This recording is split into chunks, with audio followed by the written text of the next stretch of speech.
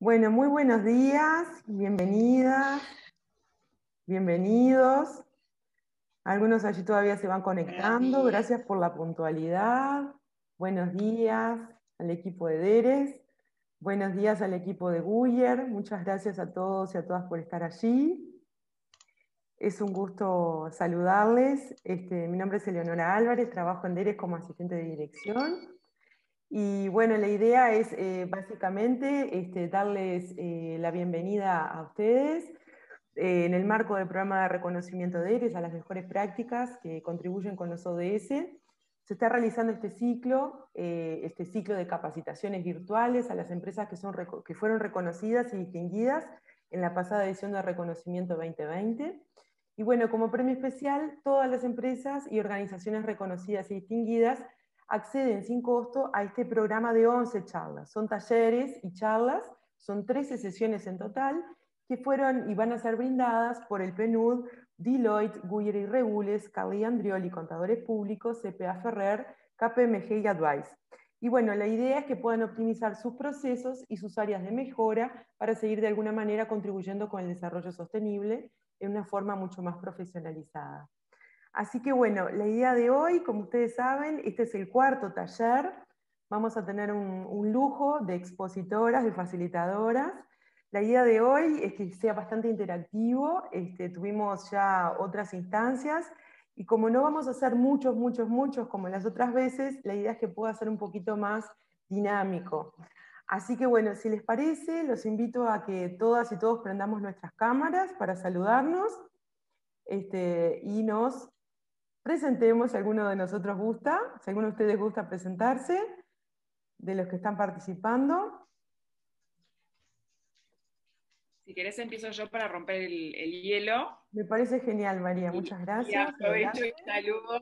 Quería, bueno, nada, darles la bienvenida. Gracias, Elio, por toda esta organización. Agradecer al equipo de Guyer que se están portando genial. Y bueno, invitarlos a los participantes a aprovechar esta instancia. Tienen a los mejores sentados en la mesa hoy y no duden, por favor, de hacer las preguntas que necesiten y aprovechar este espacio. Gracias a las chicas de Guyer. Y bueno, nada, adelante. Y mi nombre es María Croci, soy la directora de DERES. Exactamente, María, muchas gracias. María Croce es nuestra directora ejecutiva de DERES, que bueno, también está participando en todas las charlas del ciclo. No sé si gusta alguien más de los espectadores, de los asistentes, conectarse. Faltan unos cuantos todavía, creo que están muy tímidos. A ver, Verónica, a ver, Hola, Silvana, sí, buenos días. disculpe, estoy, Elio, Sí, Verónica, sí, no pongo la cámara porque estoy con problemas técnicos, no es no te por, es preocupes, más, no hay ningún estoy bien problema. luqueada y todo, pero Ay, no. Vero, qué lástima, justo hoy. Bueno, mi nombre es Verónica, yo soy psicóloga y trabajo en recursos humanos del LATU. Trabajo en varios procesos de recursos humanos. En lo que es lo legal, nosotros tenemos una persona encargada de hacer los contratos de trabajo, o sea, esto me toca un poco, no de forma directa, porque no es mi métier, pero terminamos siempre como un poco vinculados con el tema legal, pero no es mi responsabilidad. Así que realmente voy a estar como bastante espectadora, quizás me surgen algunas dudas y con gusto evacuaré. ¿Está? Bueno, muchas gracias. Gracias, Vero, excelente. Esa es la idea, justamente. Hoy no vamos a tener especialistas en la materia. Los especialistas son los que nos van a contar sobre el tema. Nosotros los que vamos a asistir estamos, digamos, de alguna manera nos toca, nos afecta a estos temas en la gestión del desarrollo de la responsabilidad social, así que justamente por eso las herramientas que les estamos brindando en este ciclo. No sé si alguien más gusta presentarse, Victoria, Silvana, Laura, Gustavo, Alicia, Cristina, también del equipo. Hola, buen día. Soy Cristina de DERES, y bueno, estoy acá apoyando y participando para dar fuerza a estos ciclos que están muy buenos. Están muy buenos. Así que a las órdenes. Gracias, Cris. Bueno, chicas, si les parece bien, para seguir un poco con la línea de lo que veníamos pensé que me había silenciado, disculpen, cosas que pasan. Como siguiendo un poco la línea de lo que habíamos previsto, la idea es que puedan participar, que puedan interactuar en la instancia, así que si gustan mantener su cámara encendida, básicamente el micrófono apagado cuando están presentando.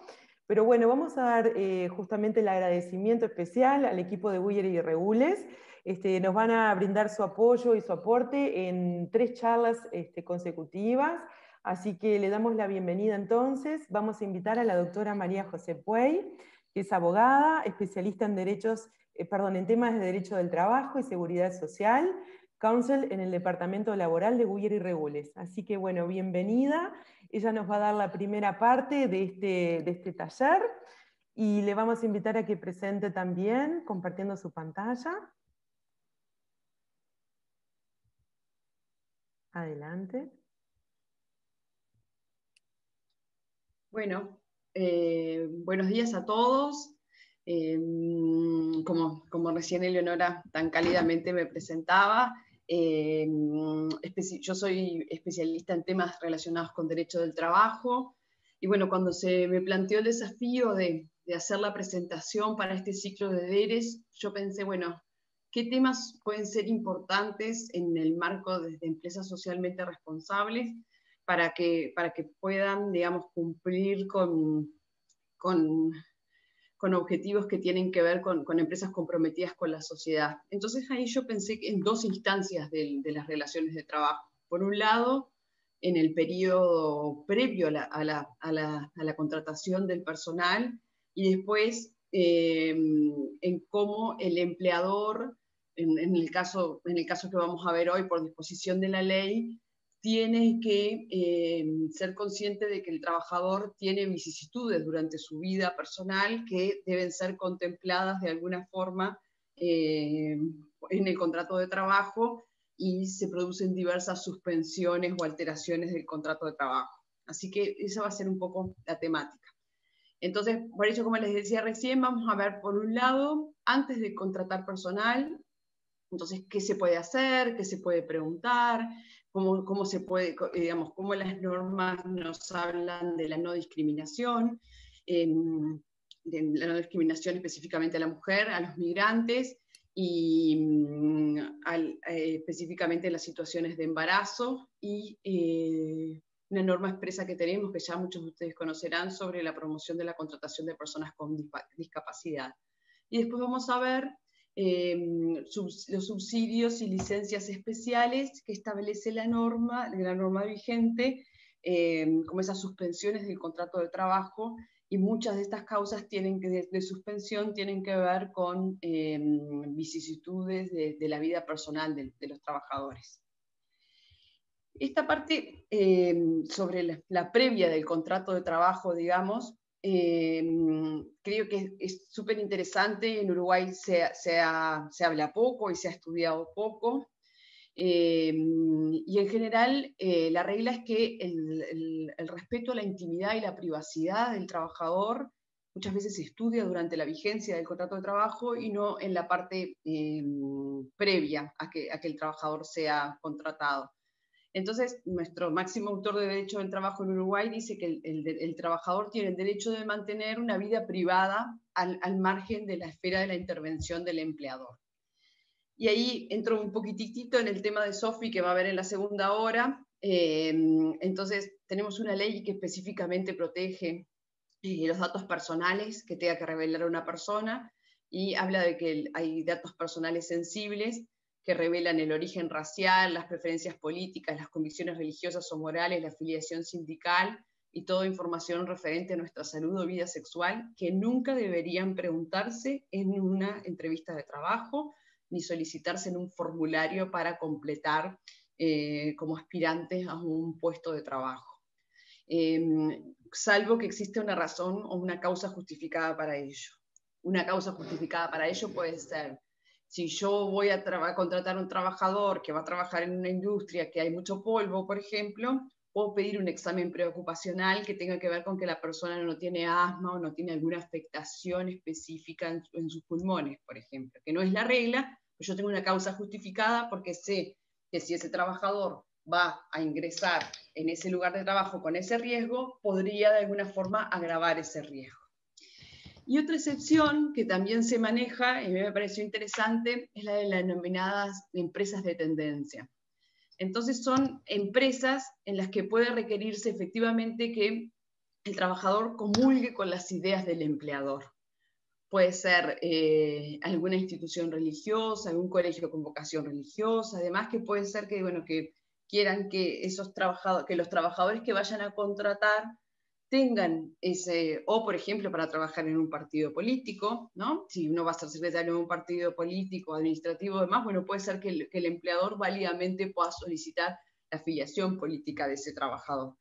Pero como verán, los casos son súper y mega excepcionales.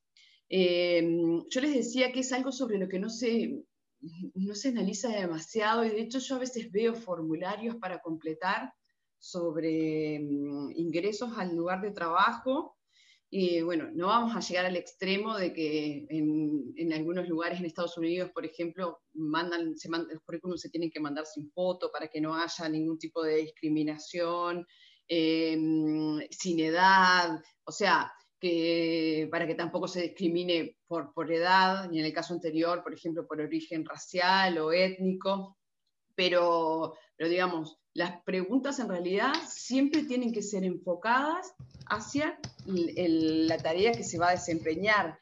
Si uno se pone a pensar si la persona es casada o no, no es un dato relevante a los efectos de ser contratado para trabajar como administrativa en una empresa. Si tiene hijos o no, tampoco. O sea, hay un montón de cosas que uno tiene que empezar a ser más respetuoso uno tiene que preguntar lo que es estrictamente necesario. Si me queda la duda si es necesario o no, no debería ser ni siquiera incluido en un formulario de selección de personal. ¿Por qué? Porque yo tengo que ser especialmente cuidadoso sobre no discriminar a nadie a la hora de seleccionarlo para ingresar a un puesto de trabajo. Ahí tenemos, no los quiero aburrir con las normas, pero un convenio de la OIT 111 que específicamente habla de la discriminación en el acceso al empleo y a la ocupación, y dice que es cualquier distinción, exclusión o preferencia basada en motivos de raza, color, sexo, religión, opinión política, ascendencia nacional u origen social que altere o anule la igualdad de oportunidades en el empleo y la ocupación. Y en Uruguay tenemos una ley específica del 2004 que fíjense que es todavía mucho más detallada, y habla de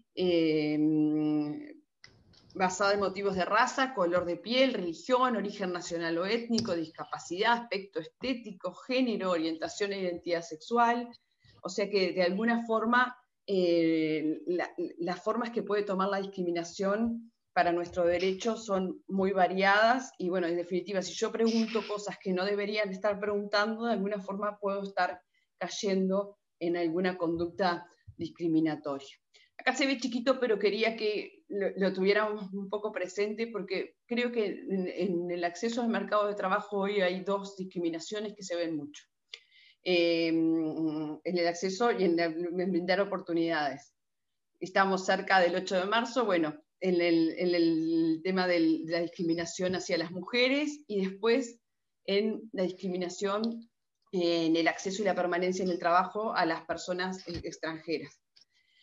Con lo primero, tenemos una ley específica también reciente que habla de la igualdad entre las mujeres y los varones, habla específicamente de qué es la discriminación hacia las mujeres, y habla de toda distinción, exclusión, restricción u omisión basada en el género, que en definitiva tenga como resultado menoscabar o anular el goce de los derechos humanos y libertades fundamentales. Y fíjese que es tan amplio que habla de la esfera económica, social y cultural, entonces quedarían incluidas el acceso al trabajo y todo lo que tiene que ver con el trabajo en sí. Y después hay dos cosas que me llamaron la atención, es que habla de la discriminación directa e indirecta. Y en la discriminación indirecta, habla de la existencia de una política o una práctica que aparentemente sea neutra, pero que en definitiva ponga a una persona en desventaja particular con respecto a otras personas por razón de su sexo, orientación sexual y o identidad de género. Cosas que capaz que nosotros no vemos como una discriminación, pero que de manera indirecta genere un efecto. Por ejemplo, una oportunidad de ascenso que se vea, digamos, afectada por un embarazo, entonces, o por una licencia por maternidad. Eso constituiría una discriminación indirecta, porque el de alguna forma tratar igual a personas que no son iguales por razones hasta naturales, podría generar una discriminación indirecta. Y después el otro concepto que también me pareció interesante compartir con ustedes es el de la intersección de la discriminación, como considerando lo que se llaman hoy en día las discriminaciones múltiples. No sé si alguna vez han escuchado sobre esto, la importancia de ver cómo se producen intersecciones de discriminación que hacen que los efectos de la discriminación sean más graves. Por ejemplo, voy a hacer un ejemplo con todos los colectivos que de alguna forma somos discriminados. Una mujer negra, pobre, discapacitada y joven, seguramente está en una situación peor. Entonces dice, bueno, cómo de alguna forma esa intersección de las discriminaciones va generando una sumatoria y una situación más perjudicial para las personas. Y después la otra causa de discriminación, que creo que está bueno que veamos en este momento en el cual estamos recibiendo más migrantes que en otras épocas, o al menos eso es lo que parece, es que tenemos una ley nacional, hay tratados internacionales, pero una ley nacional que específicamente establece que las personas que vengan a Uruguay tienen garantizado el derecho a igualdad de trato que el resto de los ciudadanos nacionales, y a su vez el derecho específico a gozar de distintos derechos, y habla del trabajo específicamente. No sé si alguno de ustedes usa Twitter, pero justo la semana pasada o esta semana se había viralizado una publicación de una persona que se quejaba en redes de que había ido a no sé qué tienda y había visto muchos venezolanos y cubanos trabajando, y que no había trabajo para los uruguayos y demás. Entonces, digo, la realidad es que en Uruguay la normativa establece expresamente que los trabajadores migrantes tienen los mismos derechos que los nacionales, siempre que estén en situación regular, ¿verdad?, de residencia legal, para acceder al trabajo, y eso es algo que debemos garantizar todos. Ahí Leonora dice que cuando termine la charla pueden levantar la mano si alguien quiere interrumpir en el medio, porque como son de distintos temas, también yo no tengo ningún problema de que también no puedan hacer alguna interrupción. Genial, María, gracias, porque algunas consultas me hacían referencia y a ver si podían preguntar, así que genial. Sí, por supuesto. Está súper interesante, creo que nos estás despertando una cantidad de intrigas y preguntas para hacerte, por lo menos a mí. Bueno. Bárbaro, mejor. Y después hay una norma expresa también, la 18.868, que prohíbe la exigencia de un test de embarazo o de una declaración sobre un embarazo actual o futuro a las trabajadoras. A ver, cuando yo entré al estudio ya hace 14 años, me parecía que estas cosas no existían, pero después, con el paso de los años, terminé viendo que había un montón de contratos de trabajo que estaban vigentes, que se habían redactado en otra época o que usaban modelos de otra época, con otra cabeza, en donde cuando era una mujer la que firmaba el contrato de trabajo al pie, tenía una declaración de que declaraba que no estaba embarazada al momento de ingresar como una declaración jurada. Algo que a mí personalmente me parecía un horror, pero el horror existía, o sea que de alguna forma esta ley que se aprobó iba destinada a prohibir eso. Otra causa de discriminación muchas veces es a los portadores de VIH. En Uruguay no tenemos una norma expresa como sí hay en otros países, pero sí está, digamos, hay consenso de que está prohibido también pedir un VIH negativo al ingreso a los trabajadores a otra empresa. Mini paréntesis ahora relacionado un poco con esto y con la crisis sanitaria que estamos viviendo. Ante la vacunación que empezó ahora, ¿puede un empleador solicitar a que los empleados que se postulen, por ejemplo, porque se acuerdan que estamos viendo la etapa de la postulación, sean solo vacunados, o por ejemplo que tengan una constancia de que ya hayan cursado la enfermedad? La respuesta es no.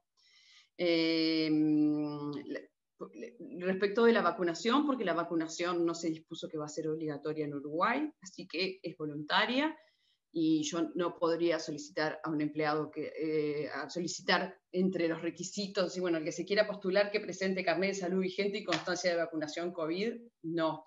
Eso entra dentro de la esfera de la libertad de las personas y no debería solicitarse.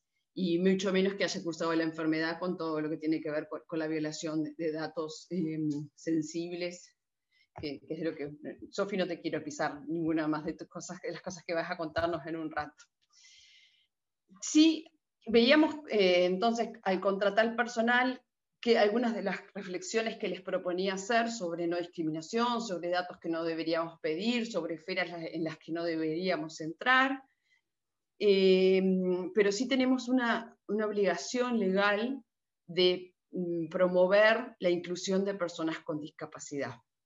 Hay una ley del 2018 y el decreto reglamentario del año siguiente, que no les voy a mentir, es una ley que nos ha dado bastantes dolores de cabeza a la hora de la aplicación, es una norma que es bastante poco clara, y además de todo se aprobó sin mucha discusión parlamentaria, porque se cruzaron un par de proyectos que venían por caminos separados y terminó saliendo una negociación política por la que se aprobó. Pero ¿qué es lo que establece esta norma un poco resumido? Es que todo empleador del sector privado que cuente con 25 o más empleados va a tener que emplear personas con discapacidad en todo nuevo ingreso de personal que ocurra. O sea que la ley impone a los empleadores contratar personas con discapacidad de forma gradual, teniendo en cuenta, por un lado, la cantidad de empleados que tenga la empresa y hay que ver después el porcentaje de trabajadores con discapacidad que ingresarán. Ahí dispuse una tabla en donde a partir de noviembre de 2021 ya entramos a partir de lo que se llama los siguientes años, o sea que a partir de noviembre de 2021 debería haber un 4% de personas con discapacidad en las empresas. Digo debería haber porque en realidad lo que la ley dice es que a partir de los nuevos ingresos yo debería abrir cupos para personas con discapacidad, debería contemplar a personas que estén en el Registro Nacional de Personas con Discapacidad. Y ahí es una de las cosas que más se ha complicado a la hora de implementar la ley. Muchas empresas, capaz que ustedes también están en ese caso, han intentado cumplir con la responsabilidad legal y la responsabilidad social de integrar personas con discapacidad al lugar de trabajo. La realidad es que no hay suficientes personas con discapacidad muchas veces que estén disponibles para entrar a trabajar a los puestos que se llaman, porque la ley no obliga a que la contratación sea obligatoria, sino que yo debería en los nuevos ingresos contemplar a personas con discapacidad, y si hubiera personas con la formación requerida, debería contemplarlas para el ingreso. Ahí les anotaba cómo se calculan los porcentajes, se redondea, dice específicamente la ley, cuando la aplicación de los porcentajes resulte una cifra inferior a la unidad, o sea, pero mayor a la mitad de la misma, se redondea para arriba, por decirlo de alguna forma. Si ya hay personas con discapacidad registradas trabajando en la empresa desde antes de la vigencia de la ley, computan siempre que estén en el registro. Y acá, ¿qué es lo que se considera discapacidad? Que es una de las cosas que en general nos preguntan. Y van a ver que la definición es bastante amplia. Dicen, toda persona que padezca o presente una alteración funcional permanente o prolongada, física, que puede ser motriz, sensorial, orgánica o visceral, o mental, intelectual o psíquica, que en relación a su edad y medio social implique desventajas considerables para su integración familiar, social, educacional o laboral. La definición es bastante amplia, a la hora después de bajar esto a tierra y llevarlo al registro, personalmente entiendo que se es un poco más exigente a la hora de definir la discapacidad. Un poco para cerrar esta primera parte, tengan en cuenta que yo por lo menos no conozco que la Inspección de Trabajo esté controlando, que es quien está encargada de esto, esté controlando efectivamente el cumplimiento de esta ley, pero en cualquier momento puede empezar a hacerlo. Nosotros lo que siempre recomendamos es que a la hora de hacer un llamado a nuevos empleados se incluya específicamente que el llamado contemple a personas con discapacidad para que puedan presentarse y la empresa tenga posibilidades de cumplir con ese cupo que la ley alienta y a la larga obliga, y además, si en caso de una inspección, poder probarle a la Policía del Trabajo que en definitiva yo intenté cumplir con contratar gente con discapacidad, personas con discapacidad, pero si no se presentaron tampoco puedo cumplir, digamos, no tengo forma de cumplir con la norma. Y ahora yo les propongo ver, bueno, ya vimos la etapa precontractual, ver un poquito, y quizás un poco más rápido, esta parte que ustedes ya conocen de subsidios y licencias especiales. Perdón, Como les María, decía, antes que sí. pases a la otra parte, me llega la consulta de Alicia a través del chat. ¿Cuál es la vigencia de la ley de discapacidad? ¿Es noviembre 2021? La ley en realidad entró en vigencia en el 2018, pero el 4% es el máximo del número de contrataciones va a ser noviembre de 2021. O sea, se va a llegar al 4% en noviembre de 2021. Bien, pueden consultar también abriendo el micrófono, no sean tímidos, por favor, Alicia. Sí, yo achiqué la pantalla acá y no sé si fuera el chat común no lo vi. Yo quiero hablar, Verónica. Sí, Verónica. Bueno, primero, María José, me encantó la charla. Pensé que iba a ser difícil o lejano, pero es todo muy cercano y muy claro. Nosotros en el LATU preguntamos por el tema de cupos, no solo si posee alguna discapacidad, un formulario donde ponemos la ley, sino también por personas trans. Digo, pensando en esto de discriminar, pero hay una ley que prevé que el 1%, creo, de las personas que ingresen tienen que ser trans. Sí, entonces, pero eso no obliga al sector privado. Quizás ustedes tienen alguna disposición. ¿El LATU es una persona pública no estatal? Sí, y nos rigen las dos, lo público y lo... Claro, o sea, por eso. Derecho privado, pero...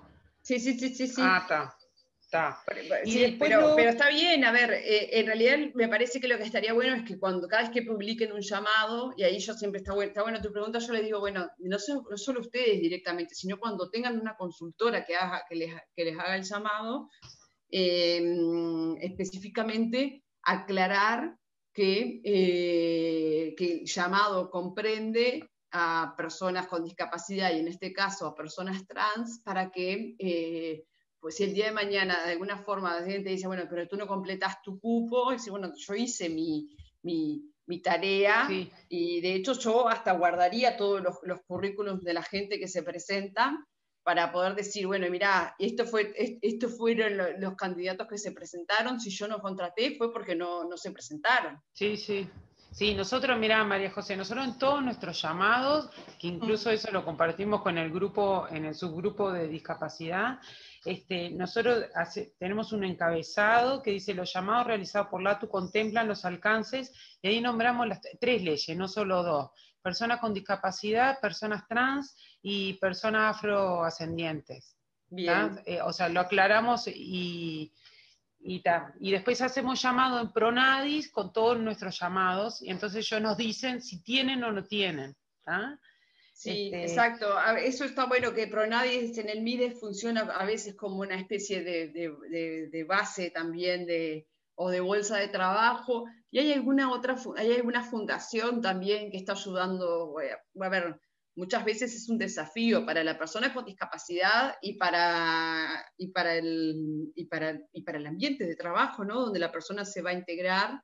con lo cual está bueno contar con el apoyo de estas ONGs y distintas instituciones que de alguna forma ayudan a que esta integración sea más sana. Tal cual. Tal cual. Y después te quería preguntar, porque nosotros en el equipo de psicólogas que somos, esto de qué preguntar, hasta dónde sí, hasta dónde no, ha estado como en la mesa, ¿no? Entonces, en el final de la entrevista preguntamos, bueno, ¿cómo se compone su núcleo familiar? ¿Eso está mal también preguntar? O sea, saber, viste, si o sea, porque uno en la entrevista va indagando, o sea, yo entiendo, ¿no? Entiendo qué cosas, pero estaría mal también. Sí, ¿qué información querés sacar ahí? Porque incluso, digamos, se pueden terminar trasluciendo opciones personales, orientaciones sexuales diversas. Sí. A mí lo que no me gusta de esas cosas, que yo entiendo que, y está bueno también que me lo hagas ver, la mayoría de las veces se hace con la mejor intención, o sea, con una buena intención para lograr distender, para que la persona hable un poco de sus cosas personales, pero hasta qué punto la persona incluso puede irse con una sensación especial, de decir, bueno, la entrevista venía bárbara, pero cuando le comenté que mi núcleo familiar estaba compuesto por una pareja del mismo sexo y que estábamos pensando adoptar un bebé, me parece que ahí hubo un quiebre. Capaz que no lo hubo, pero digamos, uno debería ser lo más cuidadoso posible para no preguntar cosas que no correspondan y que después el otro pueda inferir que a partir de eso, por ejemplo, hubo una decisión negativa. Sí, está bien. Incluso ahora escuchándote, a veces cuando, no sé, es una persona de 30 y largos años y le decís núcleo familiar y te dice, vivo con mi mamá, ¿no? O sea, que está todo bien, pero uno puede hacer como muchas deducciones o interpretaciones, ¿no? Pero... Y aparte, en realidad, no sé. si vos te pones a pensar que si esa pregunta no está relacionada con el trabajo en sí, uno debería limitarla. Capaz que puede ir más por el lado de qué le gusta hacer en el tiempo libre, claro. no sé, algo que de alguna forma no tenga que brindar información personal de la que se pueden derivar otras cosas. Y más hoy con el tipo, digamos, cada vez hay más distintas opciones de relacionamiento de parejas, de opciones de familia, o sea, creo que ahí se pueden buscar, no sé, intentaría evitarla. Me gusta tu visión, está bueno. Y aparte uno después he terminado trasladando información al Santo Pepe, a un jefe que de repente ni lo termina contratando. Y yo hago un juicio y el otro hace un juicio arriba. Claro, te la dieron y vos la tenés que trasladar porque forma parte de la información que tenés, pero al mismo tiempo entiendo que yo creo que es más sano evitarlo. Perfecto. Y lo último que quiero comentar es que cuando dijiste VIH, nos surgió en una oportunidad un chico, nos lo mandan de una ONG y me dice que tiene VIH. Yo lo evalúo y era para trabajar en el laboratorio de microbiología. Frente a eso la jefa me dice, no, mira, por el tipo de trabajo, por los patógenos, no sé cuánto, no, porque, bueno, es inmunodeprimido, no sé si está bien el término que... Entonces no se lo termina contratando por eso. Entonces, pensando hasta qué punto hay determinada información, esto de la compatibilidad con la tarea, cuánto discriminar y cuánto saber para qué. A ver, en general una persona que contagiada, digamos, portadora de VIH, puede hacer una vida normal, digamos, teniendo ciertos cuidados. Habría que ver, en ese caso, con un especialista en salud laboral, con un médico, en definitiva, que sea quien nos diga, bueno, qué riesgo puede generar para él o para ella o para la actividad que la persona sea portadora de VIH, pero en general ni siquiera es un dato relevante a la hora de contratar. A ver, por eso es que ni siquiera se debe preguntar, no está incluido en el carnet de salud laboral, o sea, de manera tal que no... Bien. no es algo que nosotros en ese entonces no teníamos una médica laboral, o quizás llegado el momento hoy en día, en vez de quedarme con la voz de la jefa, tendría que como que indagar un poquito más, ¿no? Lo que siempre me todo lo que se relacione con salud o ergonomía, por ejemplo, esto que les contaba recién de las personas, también en algunos puestos de trabajo que tienen que ver con movilizar cajas. Bueno, ahora que las cajas o cargas hay limitaciones bastante estrictas en cuanto a los pesos, pero por ejemplo me acuerdo que para trabajar con personas con discapacidad o personas mayores que vieron que uno tiene que ayudarlos a moverse, a bañarse, etc. En esos casos se pedía como un preocupacional también en algún momento sobre el estado de la columna de la persona, porque claro, una persona con la columna mal no puede hacer fuerza. Pero bueno, tengo que tener una cosa, digamos, muy ligada a la tarea en sí y justificada para poder saltearme la regla de que yo no puedo entrar en la salud del empleado. No te escuché el final, discúlpame. Que tiene que haber algo muy relacionado para saltearme esa regla general de que yo no puedo entrar en la salud del empleado. Está. Bien, bien. Y bueno, como les decía recién, en realidad ahora yo simplemente les proponía, no le quiero robar mucho tiempo a Sofía, un repaso sobre esas ocasiones o circunstancias. Igual, Eleonora, si te parece, igual la presentación la circulamos para que la puedan tener todos los asistentes, que ahí está la información. Es decir, bueno, el contrato de trabajo nace dentro de estas circunstancias que yo tengo que ser cuidadoso de la intimidad del trabajador, considerando estas normas específicas sobre no discriminación, considerando además esta promoción que la ley establece de la inclusión de las personas con discapacidad. Y bueno, ¿qué pasa con las vicisitudes de la vida de la persona durante la vigencia del contrato de trabajo? Y ahí les ponía que, bueno, una de las vicisitudes es el embarazo. Entonces, en Uruguay tenemos una ley súper protectora de la madre embarazada que establece 14 semanas de licencia por maternidad. Entre paréntesis, esto se cambió, vieron ahí en el 2014. Uruguay estaba en deuda con la OIT. La OIT habla de las 14 semanas y Uruguay tenía 13 semanas nada más de licencia por maternidad, y esto se cambió hace poco. Ahí yo les pongo cómo un poco puede modificarse la fecha de inicio del goce, y hay una estabilidad especial que tiene la ley que dice que la trabajadora, después del reintegro de su licencia por maternidad y durante 6 meses, tiene derecho, si es despedida, a un despido especial, que además del despido común va a tener que pagar el empleador 6 sueldos. Después tenemos dos subsidios que son novedad también de este año 2014, que fue cuando se modificó también el subsidio por maternidad, como les decía recién.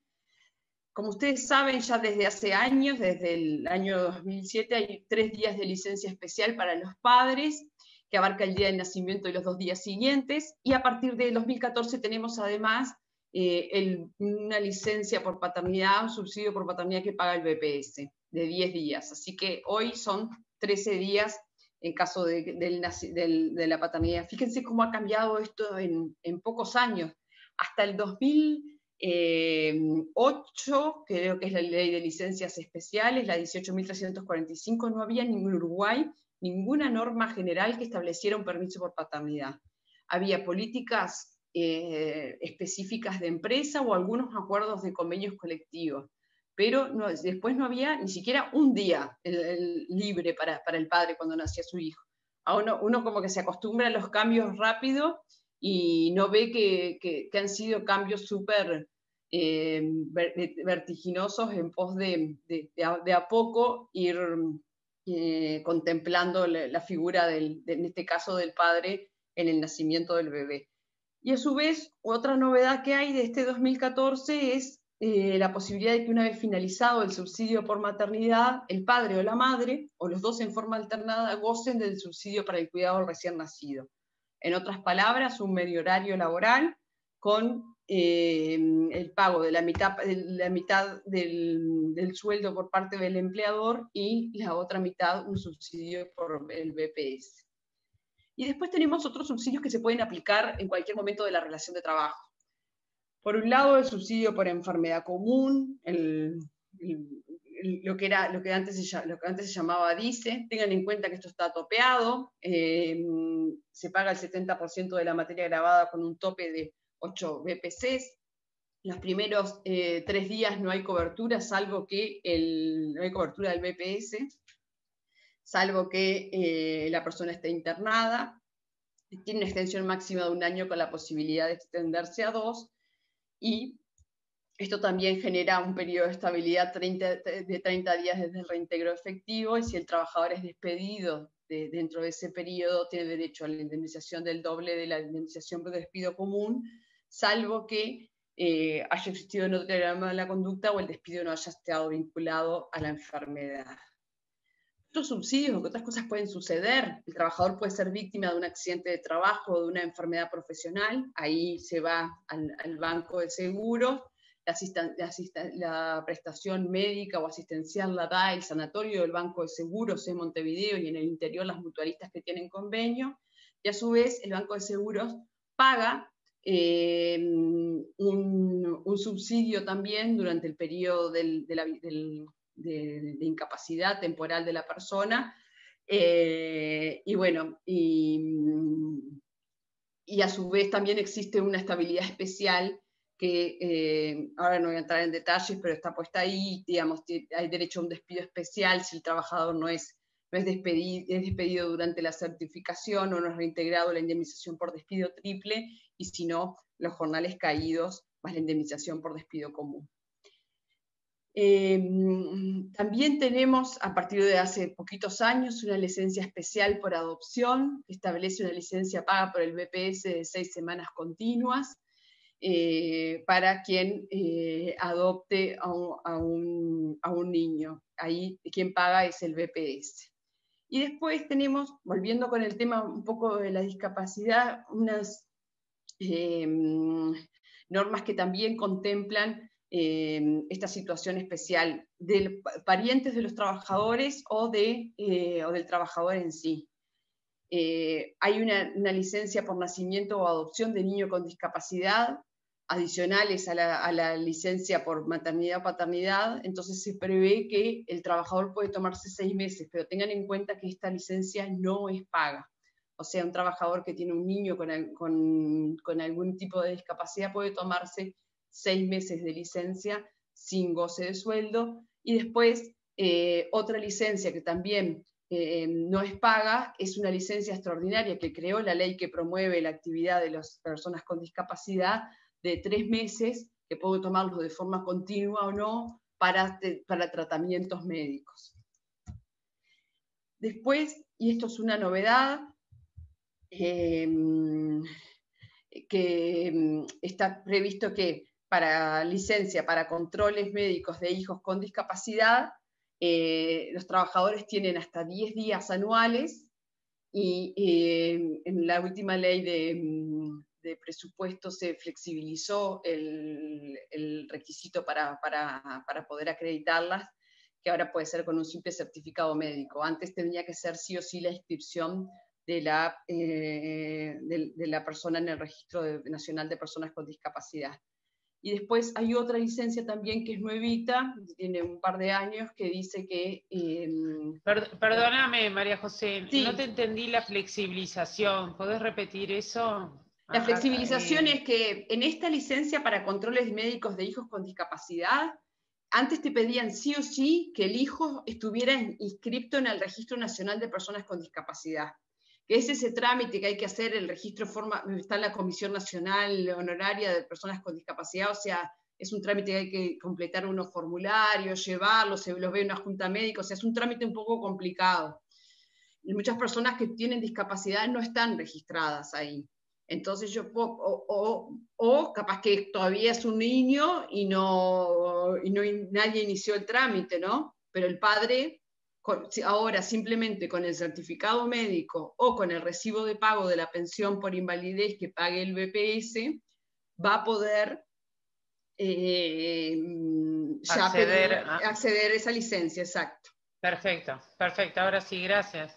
No, por favor. Y después también existe una licencia nueva que es para controles médicos de familiar, o sea, puede ser otro familiar que no sea un hijo con discapacidad o que tenga una enfermedad terminal.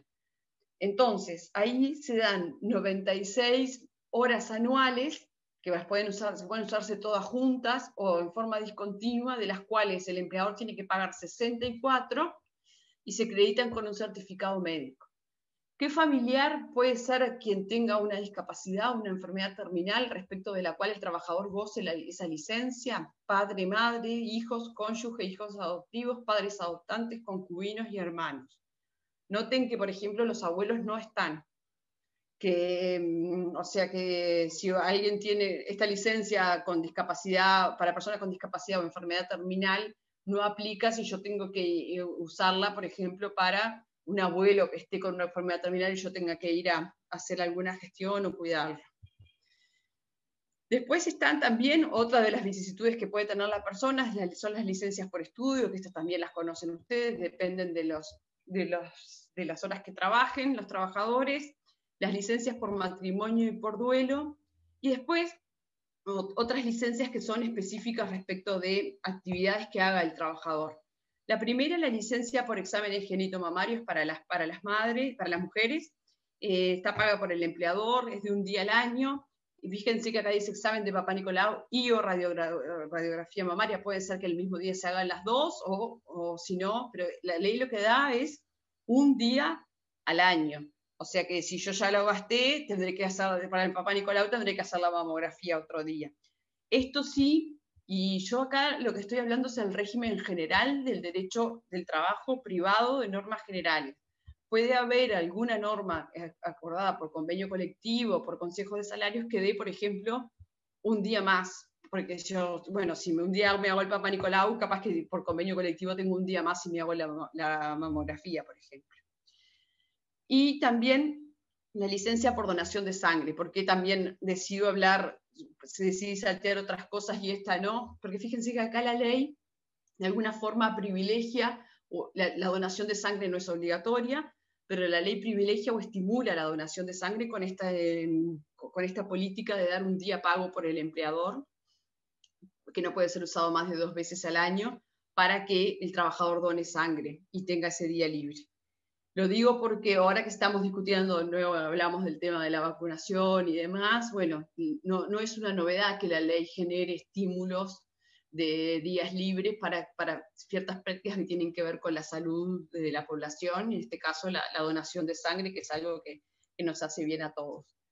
Y después también tenemos en una ley reciente una licencia paga por el empleador de 24 horas cuando las mujeres son víctimas de violencia doméstica, que pueden ser prorrogables en caso de que se dispongan medidas cautelares en la sede judicial. Bueno, como verán, muchas de las normas son recientes, ha sido para todos los que trabajan en recursos humanos, saben que los cambios en esta materia, en la materia laboral, han sido súper, digamos, han sido muchos en los últimos años. Gracias por escucharme y bueno, ahora les voy a compartir un podcast que hicimos hace poco en el estudio sobre el tema de vacunación. ¿Puedo una consultita nada más? Perdóname, sí. María José. La ley, la 18.345, la de 26 horas anuales, ¿esa es reciente? Sí. No, la 1961 es la que regula en realidad específicamente esa... espera. Lo incluyen en el párrafo final de la 18.345. Si vos la buscás en la página de INPO, están los artículos 11 y 12, ¿sí?, que son agregados por la ley 19.924, que es la ley de presupuesto, y otra ley anterior, la 19.729. ¿Y es reciente esa, María José? Sí, discúlpame. Sí, la 19.729 es de diciembre de 2018 y la de presupuesto es la última, la de diciembre de 2020. Perfecto.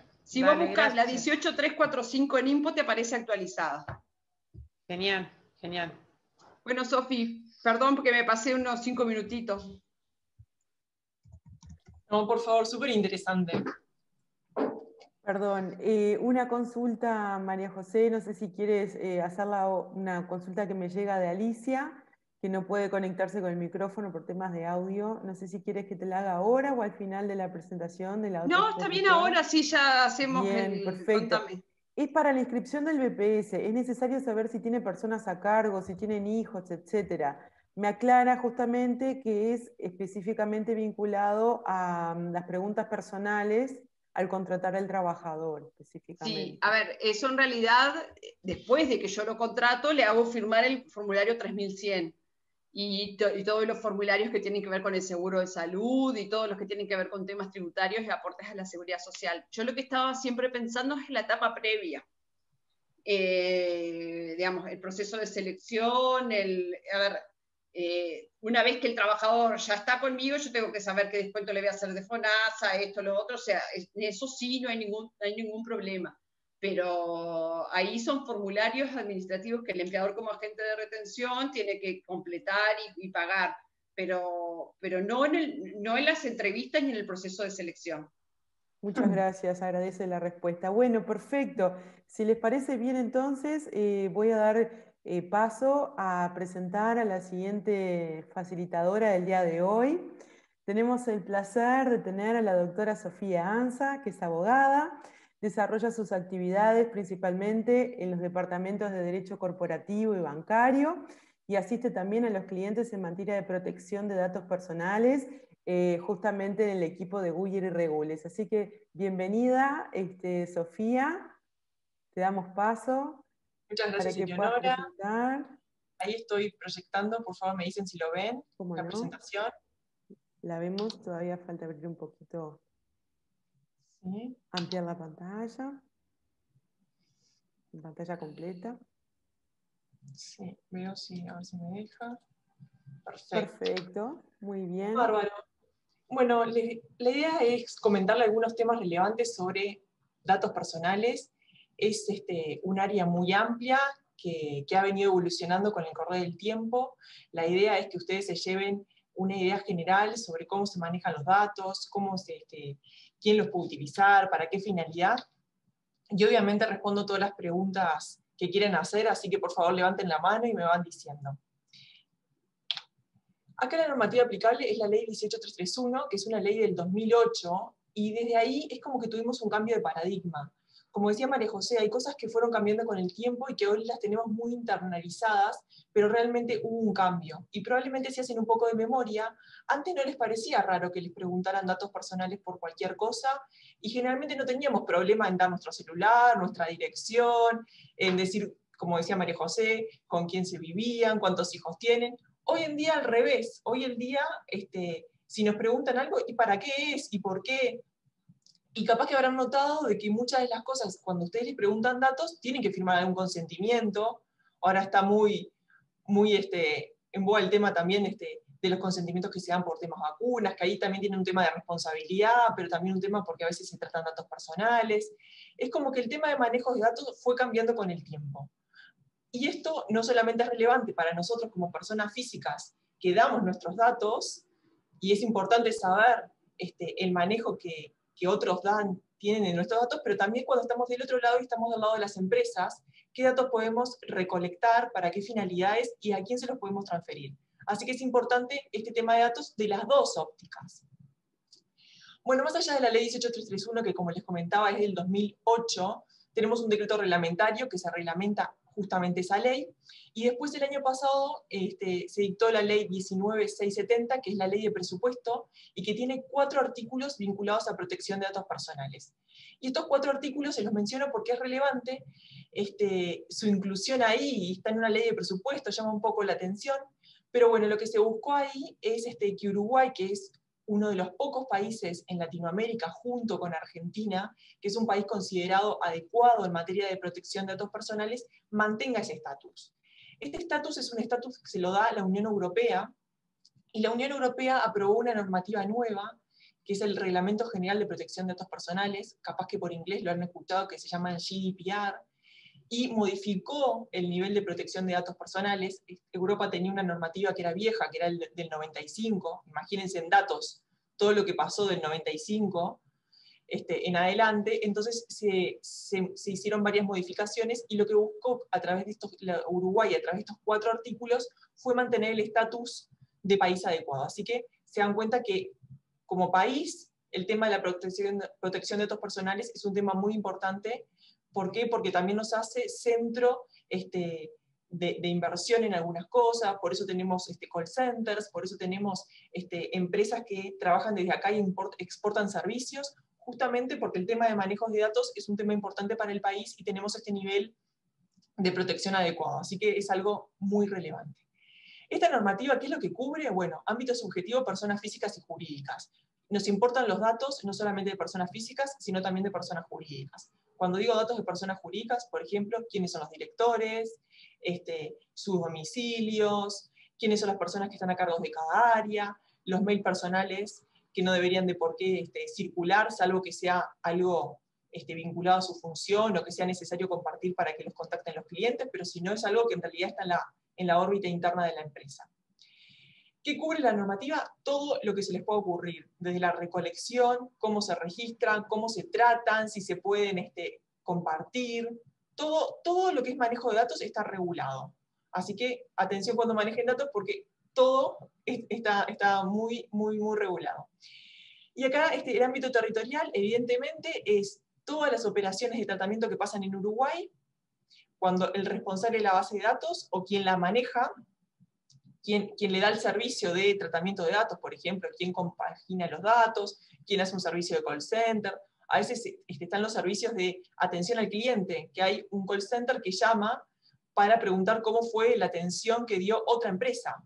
Bueno, todo eso, que es el tratamiento en Uruguay, queda regulado por esta normativa, pero también cuando se hace de afuera. Si ustedes, por ejemplo, son unas empresas que tienen, por ejemplo, imagínense que tengan una sucursal, una subsidiaria u otra en otro país, y por ejemplo dicen, es más barato, es mejor hacerlo desde Brasil, eso es una transferencia de datos, primero que está regulada la transferencia en sí, pero a su vez el servicio que les pueden dar desde el exterior también está regulado cuando está relacionado con la oferta de bienes o servicios dirigidos a uruguayos. O sea, si ustedes le ofrecen lo que sea, cualquier servicio a un uruguayo, desde afuera eso también está regulado.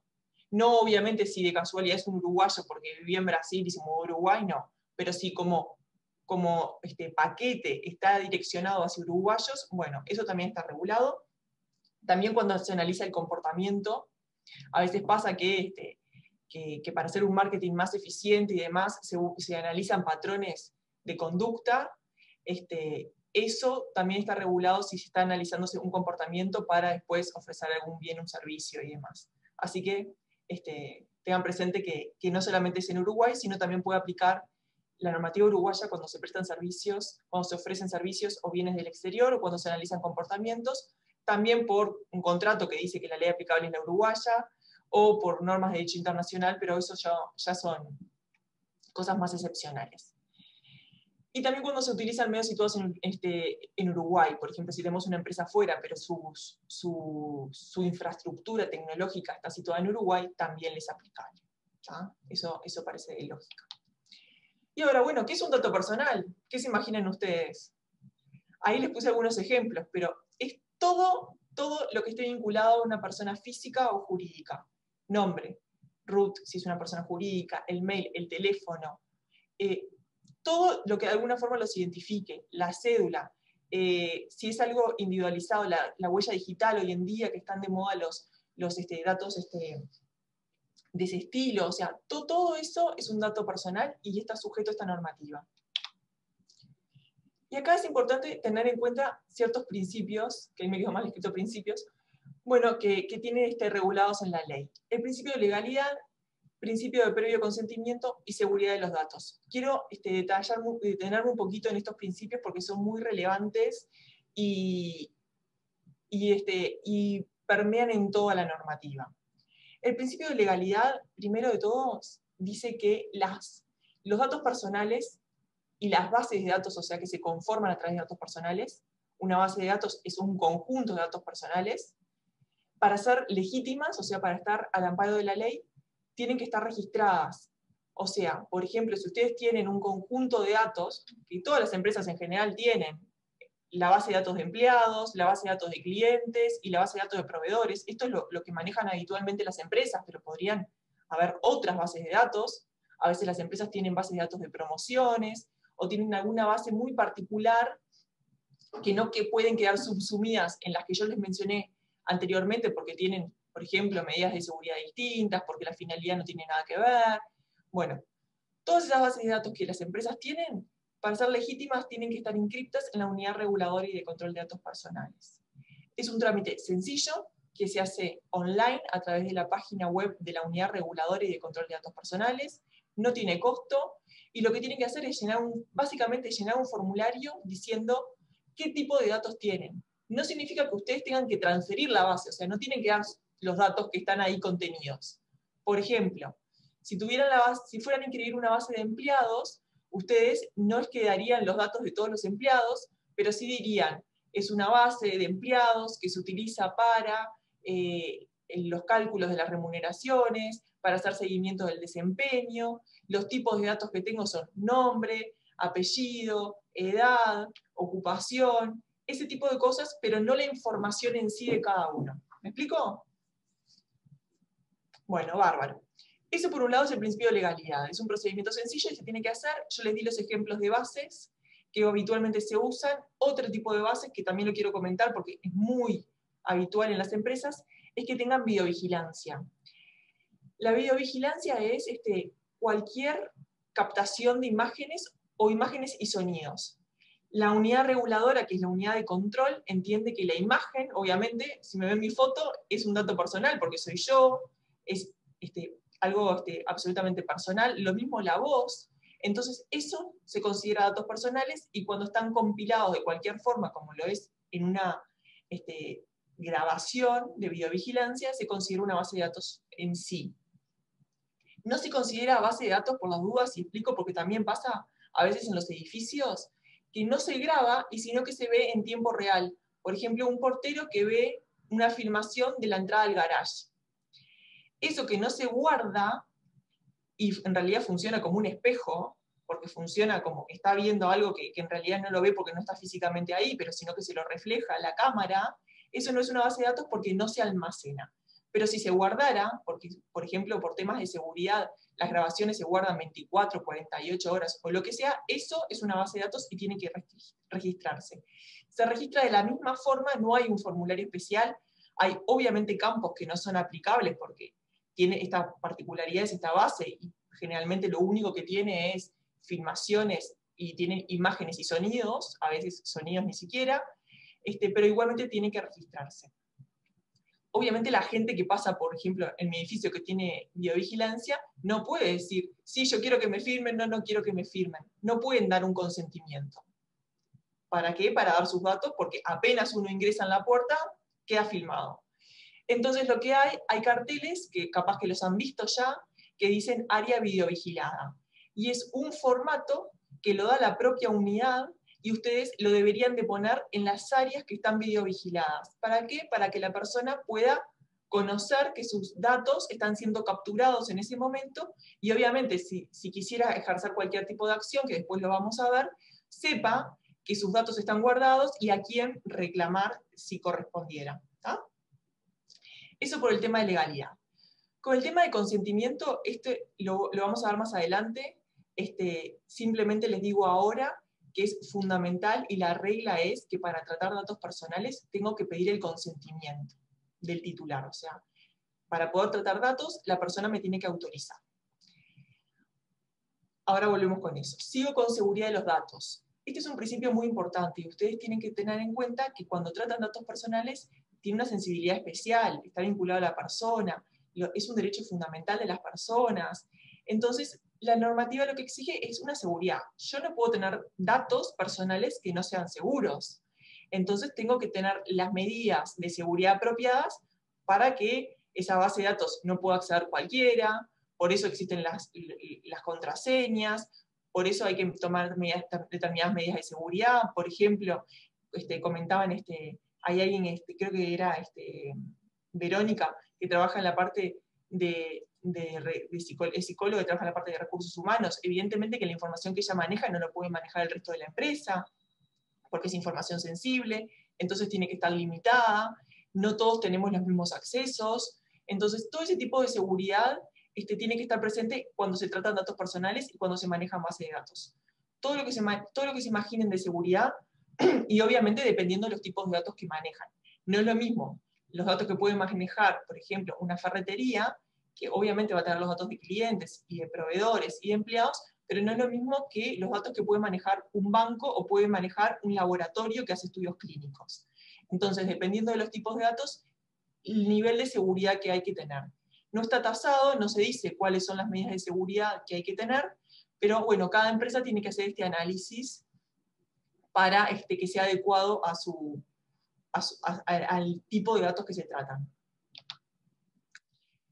Otro principio muy importante es el principio de finalidad. Básicamente, y en una línea, ¿qué es el principio de finalidad?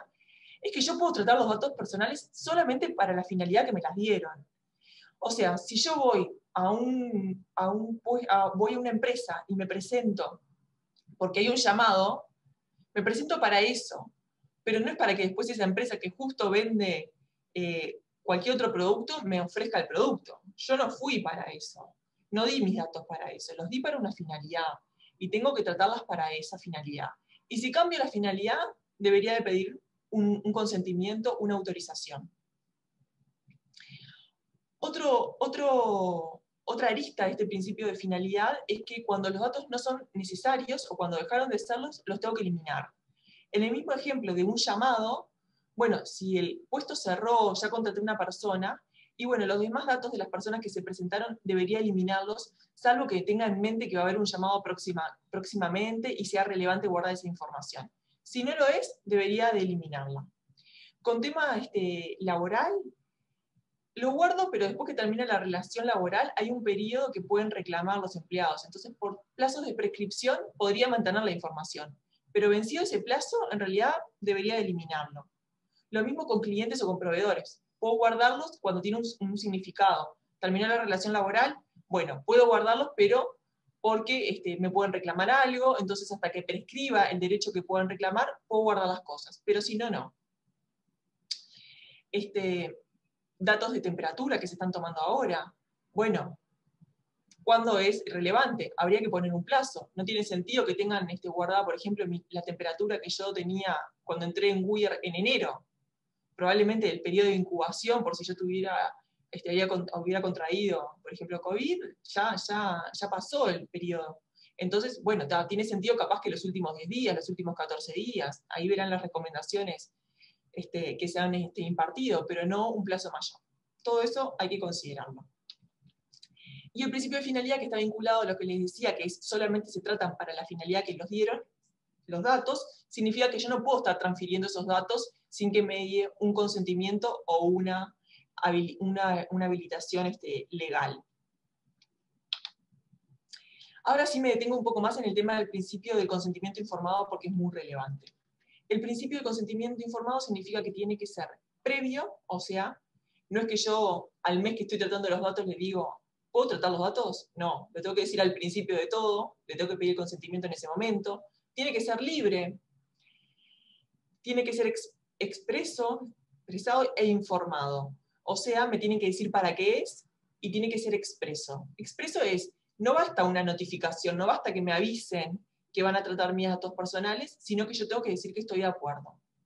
Y por eso la normativa dice que el silencio se entiende como una negativa. Si yo les doy una solicitud para que me firmen, para que me den consentimiento, y pasan 10 días, la ley dice que pasado 10 días ya se entiende que eso es una negativa. Así que tiene que ser algo expreso. Hay formas de recabarlo. Generalmente se hace firmando una cartita muy sencilla, en los contratos de trabajo se suele incluir una cláusula de consentimiento informado, pero podría ser por cualquier medio. Por cualquier medio, siempre y cuando la empresa pueda guardar prueba.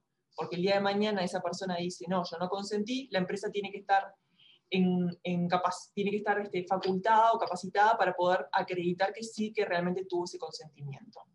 Incluso podría ser por llamadas grabadas.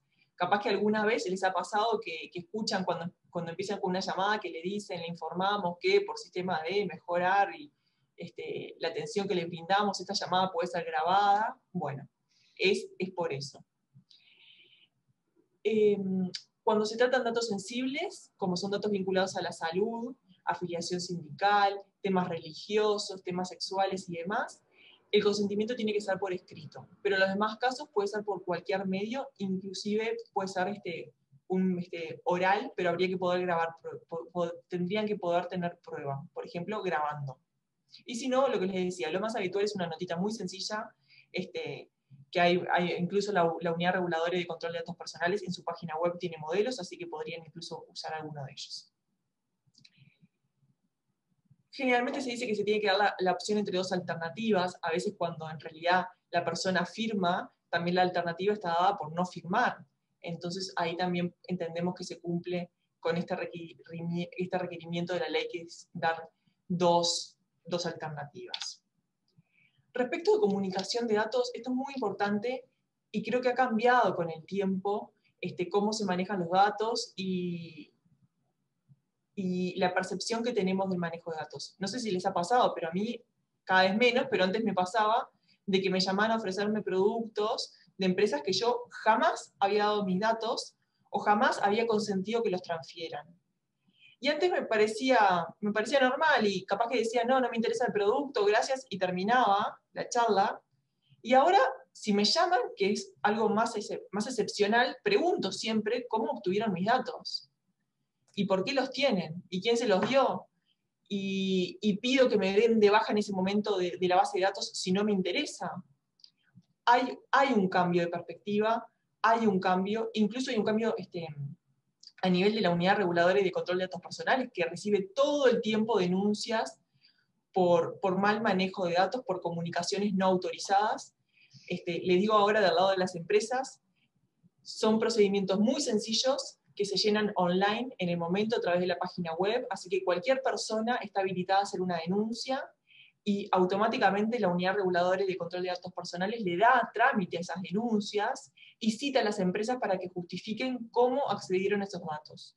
Y si no tienen prueba de consentimiento o si no pueden justificar alguna razón legal que los habilite, esas empresas pueden ser sancionadas con sanciones económicas. Así que bueno, es importante tener en cuenta esto, no solamente por el manejo en sí de datos, desde el punto de vista personal, para que uno tener más cuidado cómo se manejan los datos y ser más conscientes a la hora de recibir este tipo de llamadas o estar más atentos, sino también del lado de las empresas, ojo porque pueden ser sancionadas por estas prácticas. Entonces, para comunicar datos, ¿qué necesito? O sea, si yo tengo los datos, por ejemplo, acá en Google, tenemos datos. ¿Puedo transferir los datos? Y bueno, en principio no. Para transferir datos, ¿qué requiero? Requiere un interés legítimo, o sea, que haya una razón, que haya un fundamento para esa transferencia, y a su vez el consentimiento del titular de los datos. Las dos cosas. Ahora bien, ese consentimiento hay algunos casos en los cuales no es necesario. Por ejemplo, datos que provengan de fuentes públicas. O sea, si tengo una empresa y quiero transferir el RUT, la verdad que el RUT lo puedo conseguir, o la verdad que quiénes son los directores, si yo pido información registral lo puedo obtener y puedo saber perfectamente quiénes son los directores. Así que esa información la puedo transferir sin pedir autorización. También en el caso de personas físicas, cuando los datos se limitan a los que están ahí listados, nombre y apellido, documento de identidad, nacionalidad, domicilio y fecha de nacimiento. Ven que el celular no está, el mail tampoco, y generalmente son las vías que se utilizan en temas de publicidad para comunicarnos. Así que, ojo, no puedo utilizar el mail, no puedo utilizar un celular para llamar a una persona. Sí lo podría hacer si lo levantara de la guía telefónica. ¿Por qué? Porque la guía telefónica es una base pública y recordarán que antes estábamos todos en la guía telefónica, salvo que se hiciera un trámite que decía no quiero aparecer en la guía. Y si no recuerdo mal, creo que incluso había que pagar por no aparecer. Ahora, hace un tiempo, apareció, apareció junto con las guías una solicitud de consentimiento y se pedía que se autorizara a publicarlos. ¿Se dan cuenta cómo cambió? Ahora, para estar en la guía, tengo que haberlo autorizado.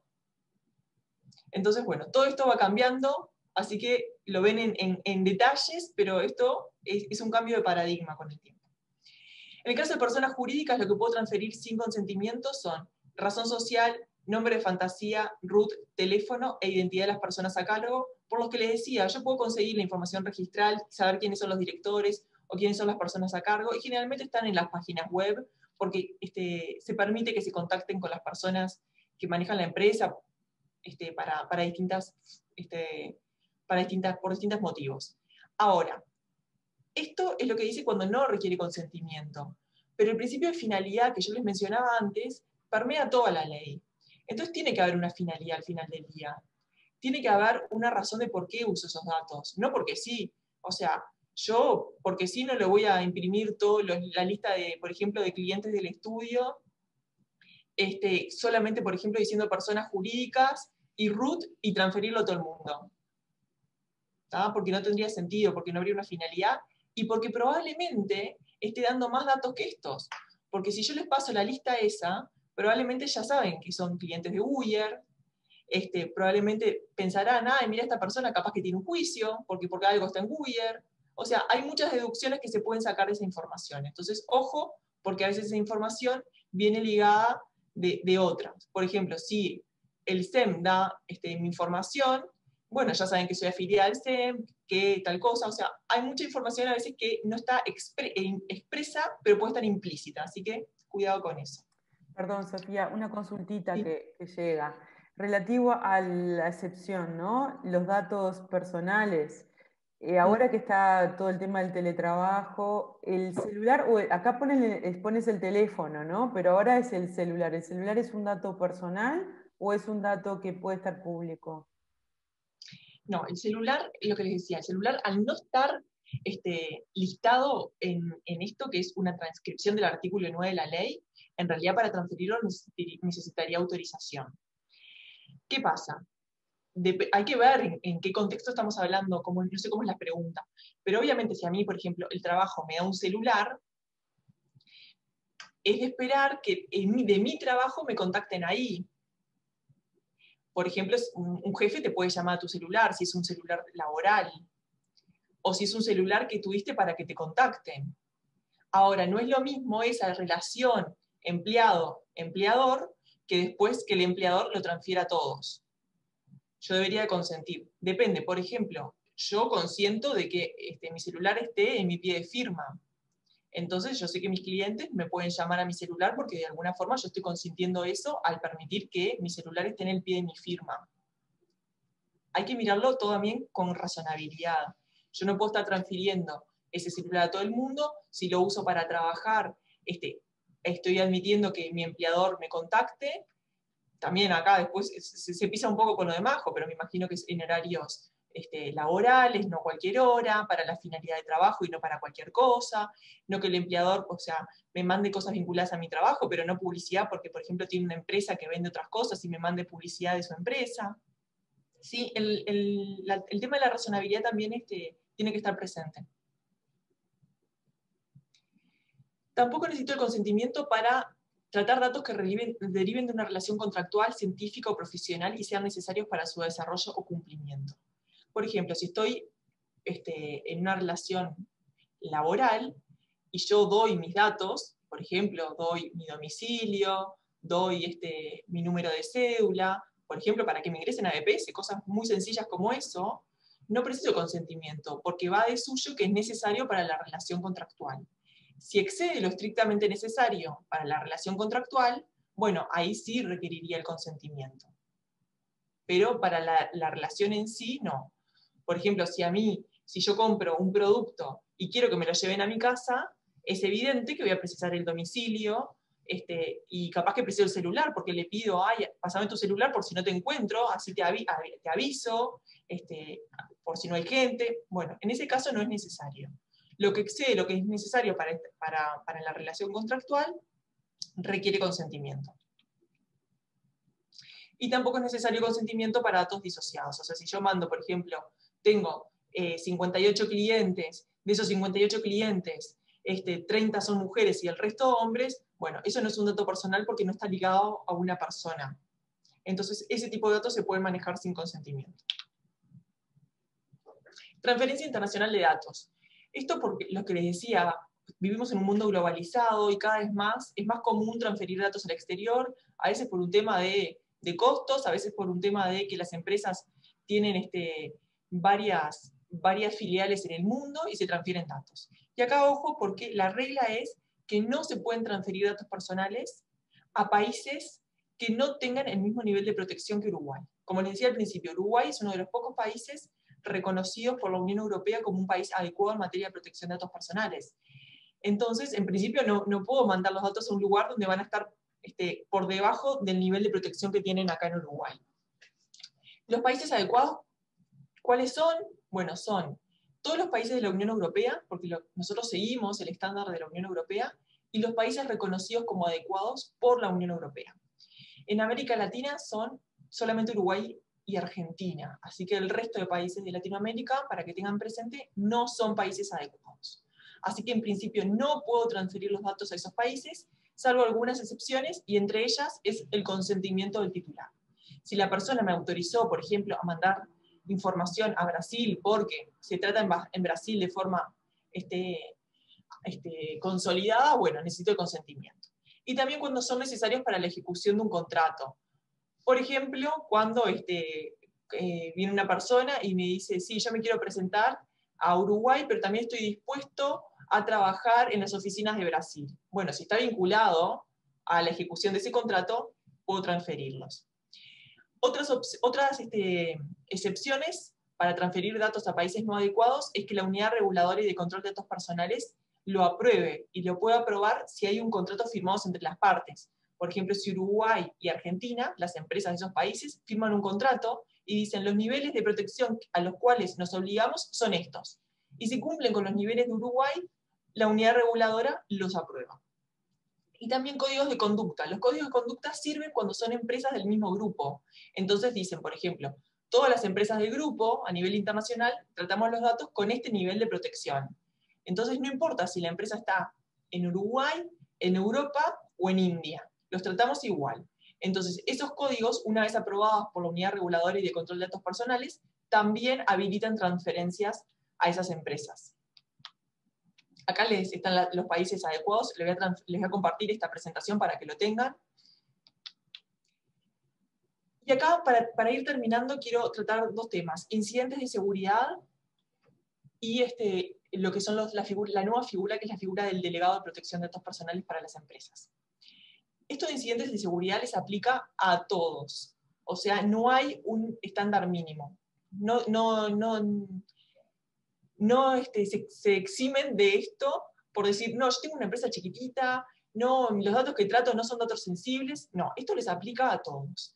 Así que, en el caso que tengan un incidente de seguridad, y lo que dice la ley es en el sentido más amplio que se les pueda ocurrir, o sea, una divulgación, se les destruyeron datos, se perdió algo, se adulteró la información, alguien la accedió y no estaba autorizado, bueno, todo eso se considera un incidente de seguridad.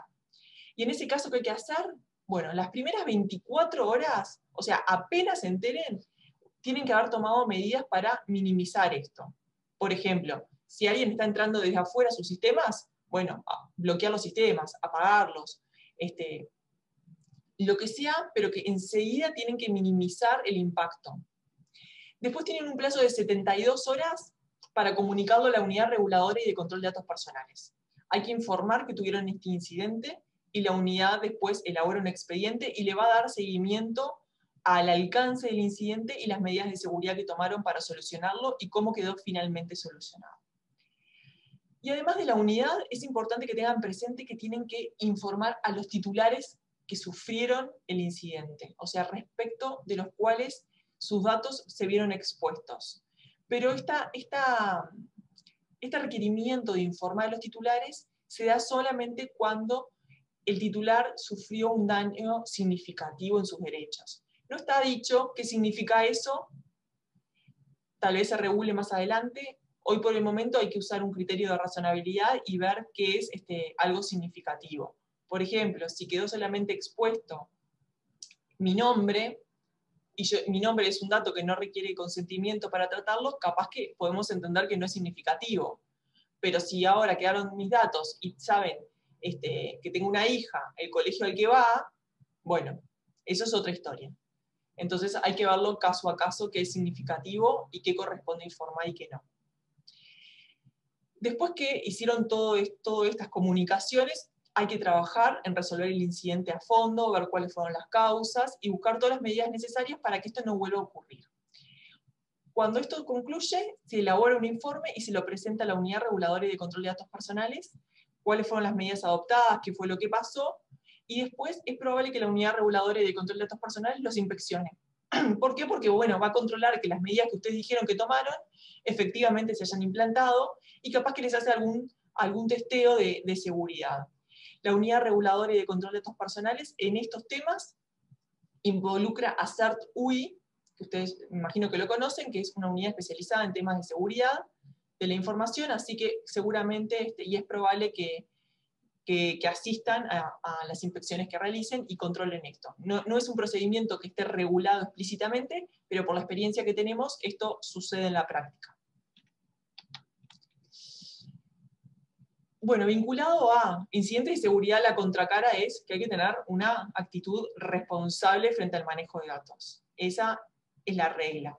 Y probablemente vaya muy de la mano con la resolución que la unidad tome, si lo sanciona o no, si tomaron las medidas adecuadas. O sea, obviamente que los sistemas pueden que no sean infranqueables, pero bueno, depende de la medida de seguridad que adoptó la empresa. Entonces, eso es muy relevante.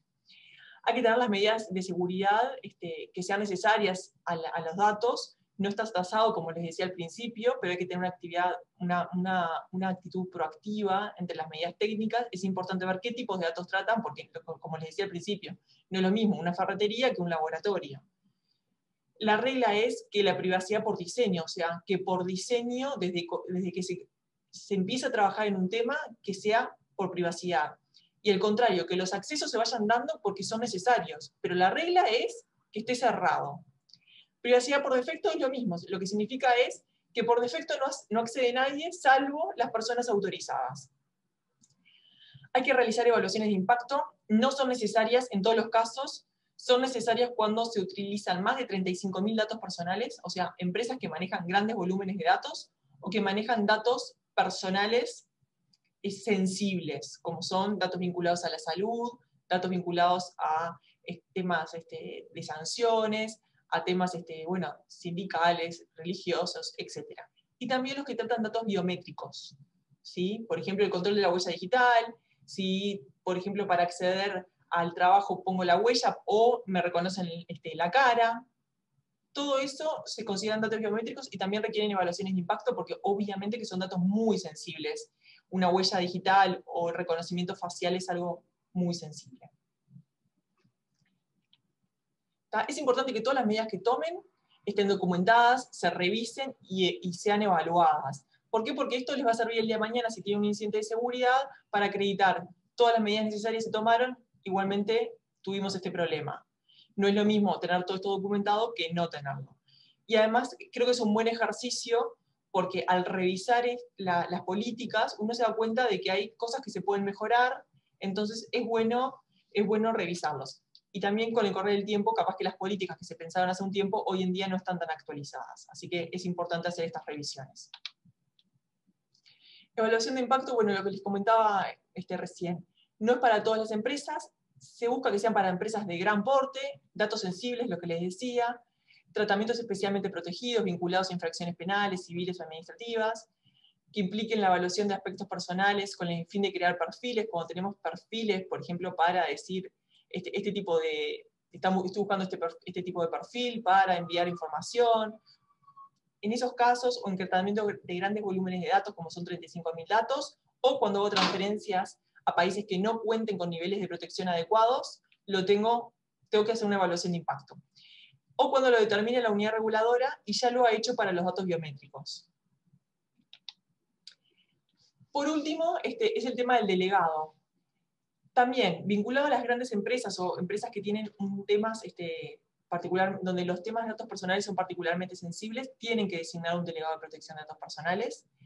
La función principal es formularles acá lo que les puse, asesorar en la formulación, diseño y aplicación de políticas, supervisar el cumplimiento, proponer todas las medidas que sean necesarias para que la empresa esté cumpliendo con la normativa aplicable, y actuar como nexo con la unidad reguladora y de control de datos personales.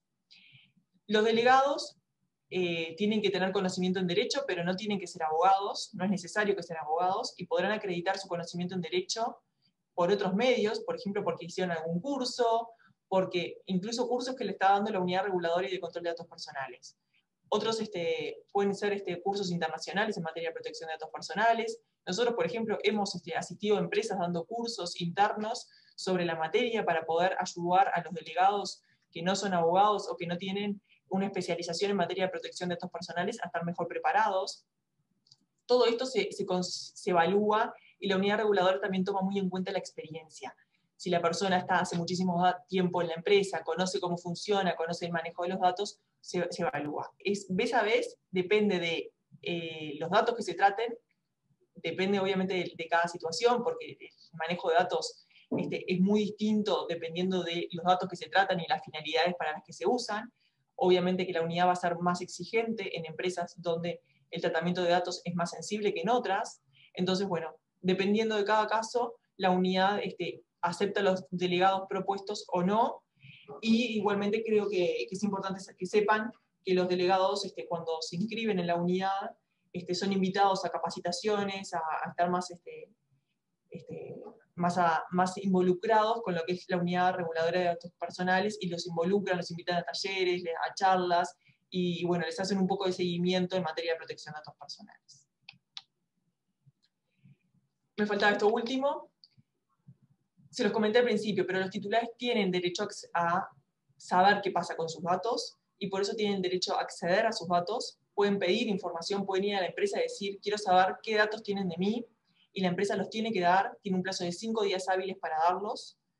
También las personas tienen derecho a solicitar la rectificación o actualización de sus datos. Si los datos están mal, tiene derecho a pedir que se los actualicen o que se rectifiquen.